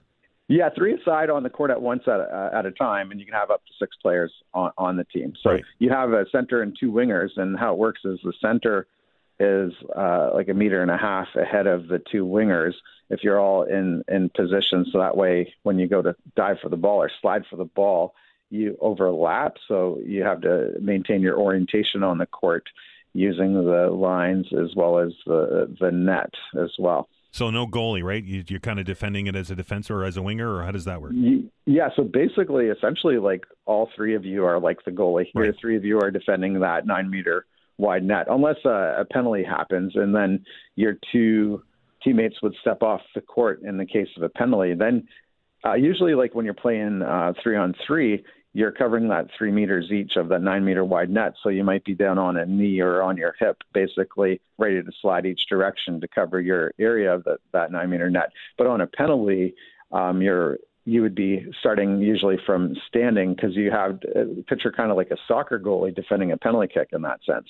You're ready to dive either way, a quick step or 2 and dive for the ball. But yeah, so it's essentially you're all the goalie, and you're also the 3 of you are taking shots at the other side. So you could make a big block and get up and score a goal on your shot down the other side. They say that it's a bowling motion, but I find that doesn't do it justice because like in the men's game, we get the ball up over 70 kilometers an hour. Ouch! Throwing it on the floor. So the ball has to be on the floor before what we call the high ball line, which is a line that runs 6 meters parallel to the goal line. And that gives the other team a fair chance to defend that ball. So say if the ball lands past that high ball line, that's one of the examples of a penalty like I just described where your teammates step off, you're defending that penalty shot then. Another example of a penalty is a 10-second violation, which is a team penalty. And that's after you block the ball, you have 10 seconds until you have to get the ball past half court. Right. Yeah. That must take some skill, not being able to see that 6-meter line, right? It's kind of got to be by feel, right? Yeah. It definitely takes skill and a lot of practice, a lot of repetition with practicing. Like we practice a lot on the court. Like if you watch us play, it might not even look like we can't see because we're so used to that court and the orientation on that court. And the high level athletes we will do our strength training with lifting weights and that sort of thing and cardio training as well because it is a pretty fast paced sport at the high level. You mentioned national teams and you mentioned Paralympics, obviously a grassroots league as well for people that want to get into the sport. Yeah, so in Nova Scotia, we have one of the best programs in the country. Actually, we have our men's and our women's teams, and we also have a recreational practice every week as well as our junior and youth players as well that practice weekly. And so we kind of have something for everyone. Sometimes we have our junior players that go on to play men's or women's goalball, but sometimes they might not be quite at that level or want to play more for fun, and then they play recreationally. and we have various tournaments we go to throughout the season as well. Peter, if somebody wants to come to see the tournament on the 22nd and 23rd, or wants to learn more about goalball, or maybe wants to get involved, what's the best way to do that? So our tournament, like you said, is November 22nd and 23rd, and that's at Lamarchant St. Thomas Elementary School, 6141 Watt Street in the South End. And so it starts at 9 o'clock on Saturday, November 22nd. It goes till 7 o'clock on Saturday, and then the playoff games are on Sunday starting at 9 o'clock with the first semifinal, and then bronze medal game being at 12 o'clock and gold medal game being at 1 o'clock on Sunday, November 23rd. So, and also admission is free. So anybody can come and watch for free. And we will be also having a live stream of the Sunday games. So people could watch online, and to go to our website at blindsportsnovascotia.ca. It will have all that information, and also information on how people can get involved with goalball, whether it's somebody that wanted to try the sport or to volunteer. We're always looking for volunteers and trying to get the word out to any blind or visually impaired people about this team sport that that where you're on an equal playing field no matter what level of vision, and so if anybody wants to get involved, our website would probably be the best place to go for more information. We also have our Facebook page, and we're all over social media as well.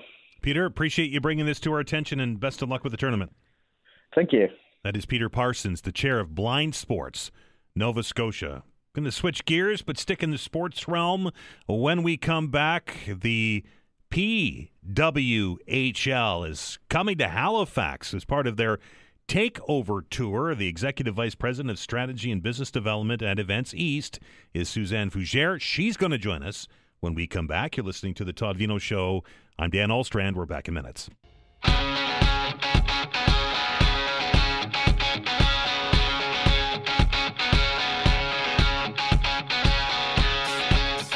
Welcome back.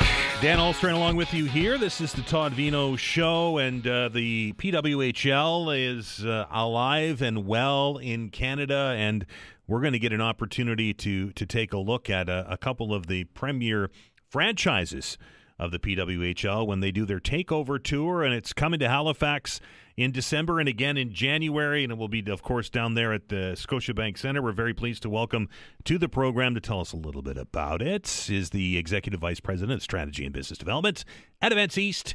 That's Suzanne Fougere. Suzanne, you are a busy person these days. Yes, well, we like to stay on our toes. We're always up to something new. Yeah. Right. This women's hockey is quite popular in Canada and is, as I mentioned, is alive and well and thriving.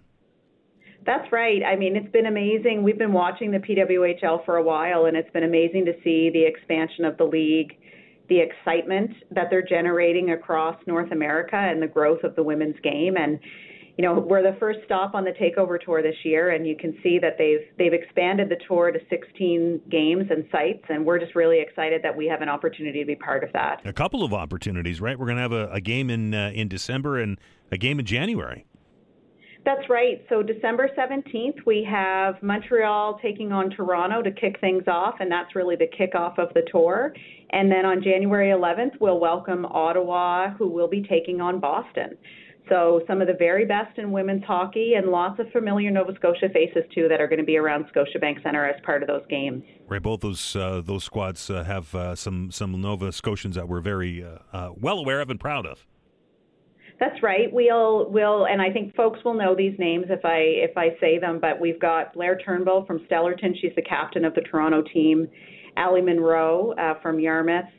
Of course, folks know Jill Saunier as well. She's with Boston, and head coach of the Toronto team is Troy Ryan, and I know he's a well-loved icon in the hockey circles here in Halifax. And Corey Chivery from New Glasgow is coach of Montreal. So lots of Nova Scotia bench strength, so to speak, with all the teams that'll be here in December and January. Now, it sounds like a long way off, but it really isn't. We're about a month away from the first game, and I would assume that tickets are available? Yeah, so tickets went on sale starting today with some pre-sales, and then there's single general game on sale starting tomorrow. And we are seeing lots of interest, as you would expect. I think it's a great time of year for this type of event. If you have any hockey lovers in your life, it's a great Christmas gift. And we're just excited, as I said, to be welcoming them to Halifax, and we know that our fans are going to show up with a lot of love and a lot of enthusiasm, and we love the celebration of women's hockey that we're going to get to shouldcase. We know that Scotiabank is a busy place these days, isn't it, Suzanne? You've got, of course, the Halifax Mooseheads, but a bigger event, I shouldn't say bigger, but a big event coming here in November at the end of the month in the form of the curling trials. That's right. We are welcoming the Olympic curling trials here, so men's and women's curling taking place November 22nd to the 30th. And that is, as I said, the Olympic curling trials on the road to Italy. We've got lots of activity happening in Scotiabank Centre. There's also the curling patch will be in the Halifax Convention Centre. And then there'll be lots of community engagement activity as well happening in Rogers Square and in the downtown streets surrounding both of our venues. So, we're expecting about 100,000 to 110,000 fans over the course of those 10 days. So we're busy getting ready for that. And just as they leave the building, we'll be getting ready to welcome back the Halifax Thunderbirds on December 5th, and then we'll follow that with the Takeover Tour. It's never a dull moment down there at Scotiabank Centre. It's not. We like to keep busy. Yeah, for sure. Absolutely. I have heard from people from across the country that are planning to come for those curling trials. Obviously, lots of drama going to pick the Olympic teams here, right? And of course, somebody that's close to our hearts here, and that being Brad Gushue, is on his farewell tour. So you're not only going to see who's going to the Olympics, but last chance to say goodbye to Brad. That's right. And we know people, again, are going to be enthusiastic to see him play and have the opportunity to see the best in men's and women's curling. And curling events are always just a great community celebration as well. As you said, they attract fans from across the country, and people love to follow the sport everywhere it goes. So it's always a fun time. And we know our downtown bars and restaurants are going to be hopping for those 2 weeks, and it's a great lead into the holiday season. And don't miss the patch. That's all I'll say. That's right. You don't want to miss the patch. It's a lot of fun in there. That's where the real action is. Absolutely. They call it a curling's party place, I think they call it, right? They do. Yeah, they do. Yeah. And there'll be lots of great live local entertainment at the patch too. So lots of things to keep people busy over those 2 weeks. So no shortage of excitement here at Scotiabank Centre, and we're always so proud of the events that we get to bring into the city, and more importantly, how we showcase the city and province through the events we host. So we're proud to be welcoming the trials, and equally as proud to have the Takeover Tour opening here on December 17th. Suzanne, I know you're busy. Appreciate your time this afternoon, I guess. Thanks so much. All right. Thanks for the time. Thank you. Take care. That is Suzanne Fougere, the Takeover Tour. Boy, women's hockey is, despite the hand wringing at the beginning of this, I think is really solidifying its position in Canada. And I don't know if I'm maybe being a little over exuberant, but two of those games are happening here in Halifax. And wouldn't it be something, given all of the Nova Scotia content that is associated with the league that Suzanne laid out, and that's just 4 squads. There's others across the league. If and when that league expands, maybe they take a look at Halifax. So I think we should put our best foot forward and welcome those teams here. I know that the place will be rocking, and the place will be rocking for the Olympic trials, the curling trials. Very quickly was looking at the website from Scotiabank on the patch. The patch is the entertainment center. It's where everybody kind of gathers during and after and before the games.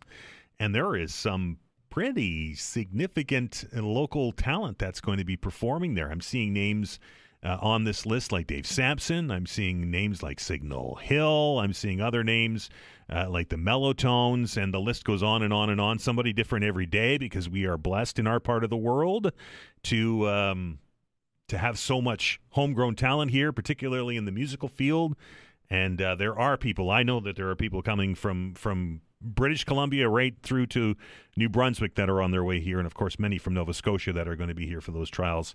The last time we had them, it was the the beginning of the story that has been Brad Gushue.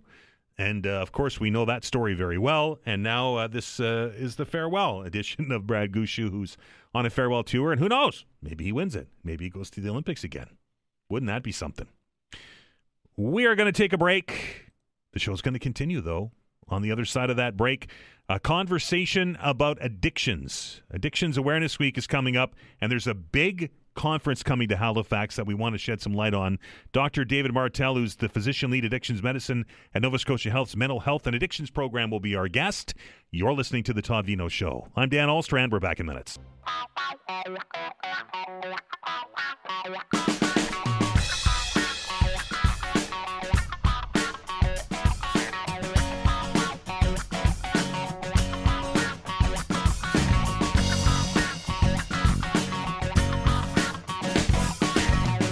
There's nothing more scary as a broadcaster that does what we do here on this program every day, that when you're in the news break and you're looking at about 15 or 20 seconds left before you have to come back on the radio and you start getting the hiccups. Dangerous days.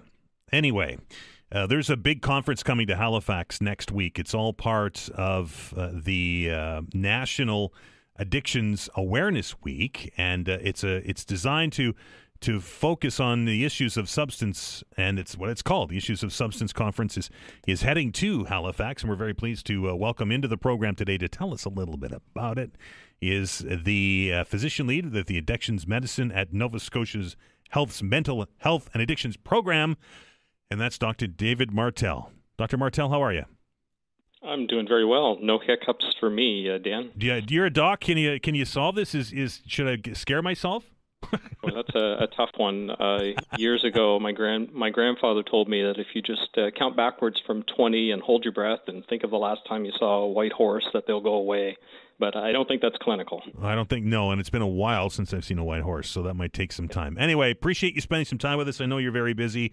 Tell us a little bit about this conference and what its goal is.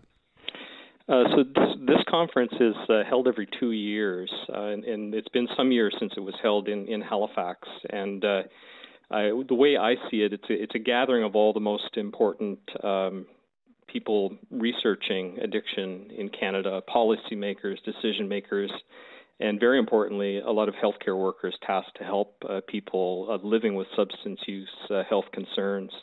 So I think it's an important gathering for Canadian society and for individuals, us here in Nova Scotia, to both be part of that national conversation and to work together to find solutions, to find hope for people. Dr. Martell, with the economic situation that many are facing these days, with the ongoing the just out of a pandemic, all of the pressures that are on us here, particularly in Nova Scotia, is that leading to a rise in addictions in the province, or is it still too early to get that kind of data? It's interesting that we have data that really show these trends, and that as best I can tell, they are very closely linked to other social factors. As you pointed out, like housing and poverty. But more importantly, I think some of the focus that gets lost, and the theme of Addictions Awareness Week this year is anchoring hope. Some people get lost in how people living with these issues become hopeless, and the suffering that takes place when a person has a substance use disorder. And my hope is that we use this gathering to try to instill some of that hope that people are lacking in this age of, not having hope that you might one day own a home or have a home, really, or that your social circumstances might change. Like we're in a bit of a dark time right now economically. Dr. Martell, obviously with addictions, lots of stigma surrounding that. Has been brought more to the forefront over the last few years. Are we getting better at not stigmatizing addictions in Canada and Nova Scotia? I think so. I think the word is spreading. Early in my career, I had the impression that there wasn't a heck of a lot we could do. That these were behaviors that were behaviors that people had that were part of their personality, part of who they were, that weren't really changeable. But I've come to realize that this is a chronic medical issue. no different than any other medical issue like diabetes or asthma or heart disease. And in fact, when you look at what happens to people who get the kinds of supports they need, whether they be healthcare supports or social supports, that they do better, that there is a lot that we can do, and it does have a real impact. Lots of, with any conference, lots of keynote speakers, representatives from Health Canada and from public health and from the government, from Indigenous services. You're getting a wealth of knowledge that's going to take the stage there in an effort to move this file forward. No question. It's intimidating, some of the profile of the people who come to these gatherings. But from my standpoint, what I hope happens is not only that we gather information from these important people, but also that we feed the participants, the attendees, with our own experience. We've done incredibly well here in Nova Scotia to build our system of support and care and to look at what actually has an impact. And we need to feed that information to a wider Canadian society to hold it up as an example of how things can be done well and how people can recover with the right supports in place. The conference is set for the 17th through the 19th here in Nova Scotia, so it's this weekend. And Dr. Martell, I have to tell you, I was going through the website and the Cookie Monster's coming for it. That I was not aware of, but now I'm especially excited. It brings me back to my childhood. Right, and maybe a cookie or two with Cookie Monster. Anyway, Dr. Martell, I know you're very busy. I appreciate you joining us today. It's my pleasure. Thank you for asking me. That is Dr. David Martell, Cookie Monster, talking about healthy eating habits for children, even though he lives on cookies. These conferences are important, not only to get the conversation started and to are continued and to help bring these kind of issues to the forefront, but these are also economic drivers for the economy. And if you can remember back all those years ago when we started to break ground on that convention center, and the talk of, well, who's going to bring conventions here, right? Well, as you heard from our friends at Events East and these kind of conferences, and boy, HellCon, did you hear about HellCon this weekend? I heard that downtown was just jammed full of people. It was wall to wall.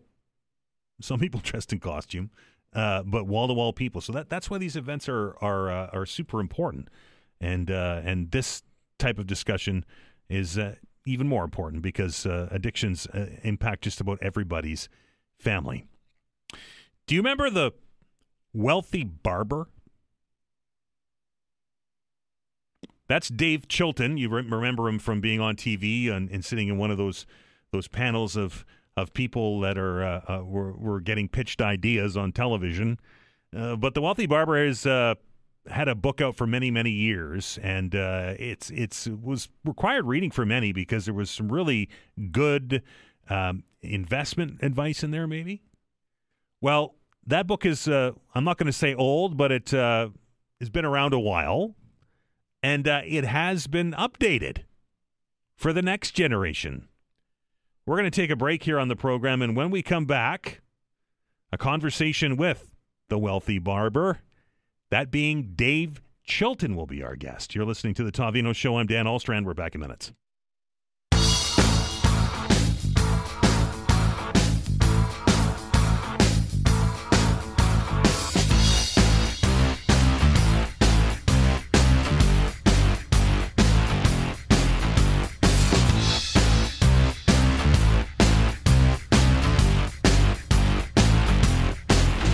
Talk about writers here a lot on the program, and we like to feature authors and like to promote their books and some of the great stories that are included with it.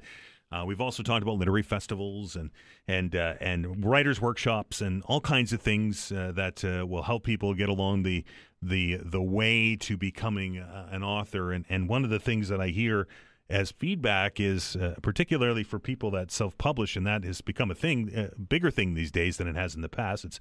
It certainly has become easier. It's like, oh, you'll never go anywhere if you self-publish a book. You got to get a book deal, and if you don't, then you'll struggle and you'll spend all this money and you won't get anywhere. And your writings, your book won't be a success. Well, this next guest on the program will probably argue that point. And it's been a while since I had a conversation. I spoke to our next guest many years ago. but he self-published a book in 1989. It took him about 26 months, apparently, to write it. And it was geared to help us all a little bit with some advice and investments, and written in a very unique way. That book was called The Wealthy Barber, and the author of that book is on the phone with me right now, and that's Dave Chilton. Dave, how are you? I'm very well. Thank you for having me on. It's nice to hear your voice again. And you're right, self-publishing is becoming a much bigger thing now with all the platforms out there. And I think even the retiring baby boomers has played a bit of a role there, as some of them have taken on this type of project. So it's great to chat about that a bit. Now, The Wealthy Barber, when I was doing the setup for this, Dave, I was thinking, when was that written? 1989. That was a while ago. Yeah, like I wrote it in 87 and 88. I'm very old. If I wait another 36 years to do the next update, I'll be 100. Don't read that book. Okay, if I write a book at 100, it'll be gibberish. And so, yeah, putting this one together again and starting from scratch and taking all the FHSAs and all the new products and investments in to help the younger generation in today's very challenging times was an interesting effort. I'm older now, and it was a lot of work, but I really enjoyed it. Self-published again, of course, and I actually had the same editing team, if you can believe, I've used throughout the years. My sister was very involved. She's a professional editor. My father did not help out this time. He's 93, and I said, "You're too lazy. You're not sharp enough anymore, Dad." And he just ate some butter tarts and shook his head. So he wasn't as involved, but it was more or less got the band back together, and it's been fun so far. It's going well. Dave, redoing The Wealthy Barber, looking at the advice that you gave us all in 1989 as opposed to 2025, you mentioned a few things that have changed. Is the advice hold true, or is it a completely different world? I think the advice holds true, the timeless principles, but I would argue it's tougher now. I think that the younger generations have a legitimate beef when they talk about the cost of living relative to income being very difficult. Also, real estate prices in many areas across Canada, of course, have run wild until recently. That's made it more difficult. It takes a higher percentage of their income to pay housing costs, not just the mortgage, but property taxes often have gone up at a faster clip than CPI, even home insurance, renovations, et cetera. It's tougher now. And not only do you have the tough arithmetic based on the cost of living, but you've also got all the algorithms and all the social media sites out there constantly trying to get us to spend money. Add that to ubiquitously available credit. You can get credit almost anywhere. It's a tough formula. So I think the younger generation is up against it, which makes the kind of advice the Wealthy Barber gives even more important. That you can't do it all. It is difficult. We concede to that. But here's the best things you can do, how to prioritize to them, what are the subtle nuances you have to watch out for, et cetera. There's just so much. I don't know if noise is the right way to describe it, but it doesn't take long to watch a television channel these days, and you see an ad for this telling you do a better job if you do it this way, and another ad telling you that, hey, you got to get into this kind of currency, or you got to do this, you got to do that. How does one just kind of get it all to get it right? It's tough, and you're right. It's information overload, and it's really created the paradox of choice where some people are so overwhelmed by it, they walk away and more or less do nothing. And we've got some great advice out there on the TikTok platforms, the YouTubes of the world, but how does the average person know what's good advice and know what's not good advice, know what's biased and know what's not biased? It's tough. I mean, sounds corny and self-serving, but I'm hoping the Wealthy Barber plays a big role. You go to a trusted source in the story format, not selling financial products, that kind of at least lays the foundation where you go, okay, I get the basics and I can go from there. It's interesting about the Wealthy Barber selfishly. I thought all of that competition out there, all of the information available online would make it more difficult. But in some ways, I'm learning quite quickly that's playing to the advantage of the book because, to your point, people are throwing up their arms a bit and saying, where can I turn? I don't want to watch all of those videos and everything else. But it is difficult. Now, on a positive note, and I do want to mention this, there are more good products and accounts available. So we don't just have the RSP now. We have the TFSA. TFSAs are fantastic. We have the FHSA, the First Home Savings Account, probably the best account we've ever given to the Canadian public if they're eligible, et cetera. There's new products like ETFs that sound complicated but are explained in the book and are very inexpensive, effective ways to gain access to some asset classes. So there are some positives, but unfortunately the negatives that people complain about are very real. Dave, what's your advice to the listeners out there that are saying, makes sense, I get it, but there's more a month than the end of the paycheck, and I'm having trouble, just making ends meet. How do I invest? It is very tough, and I'm seeing that more, unfortunately, Dan. I really do see a lot of spending summaries and budgets, and these are not people spending recklessly or doing foolish things. These are people whose income just hasn't kept up with the rising cost of living over the last X number of years, and even when they do a diligent approach, there's nothing beyond those necessary expenses to be able to save. And so society has to deal with a lot of that through policy changes and everything else to try to get the economy growing again. That's the number one thing.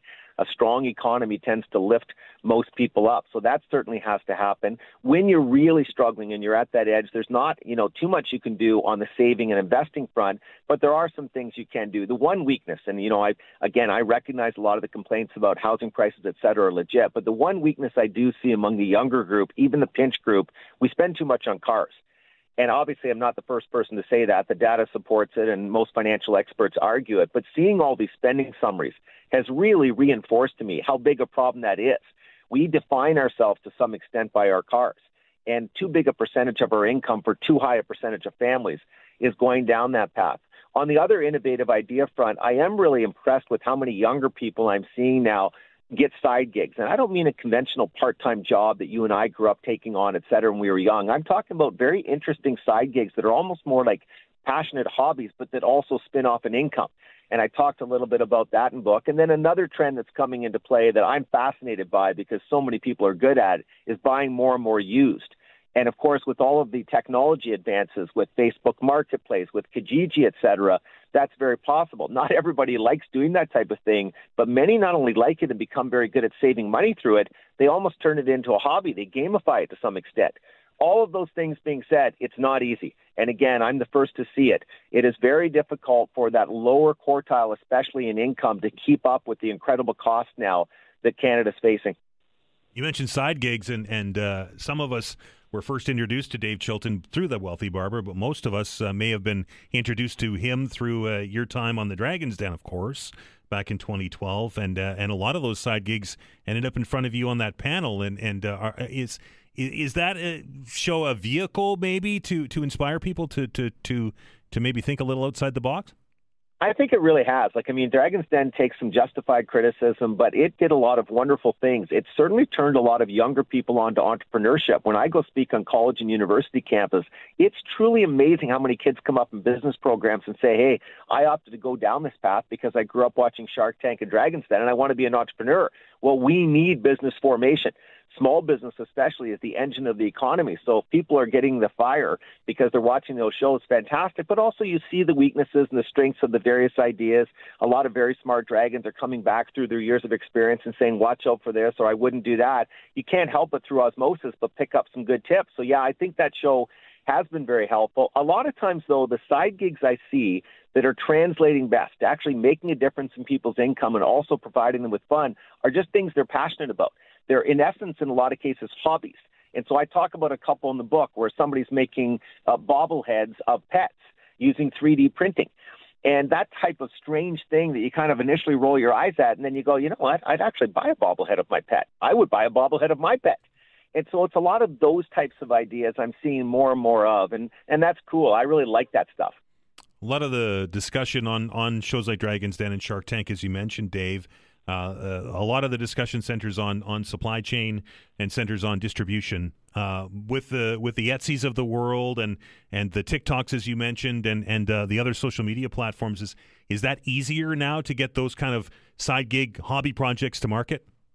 It really is, and that's a great point by you. Think about the supply chain. It's so much easier to go online and find the manufacturers. And, of course, with 3D printing, you often don't have to have the very expensive prototypes done. So that is. And then the distribution, of course, you've got all kinds of platforms. And you mentioned Etsy and Amazon. Now, all that being said, whether it's an old-fashioned distribution like a retail store or whether it's the newfangled Amazons and Etsy's of the world, getting it on shelf is one thing. The hardest part is getting it off shelf.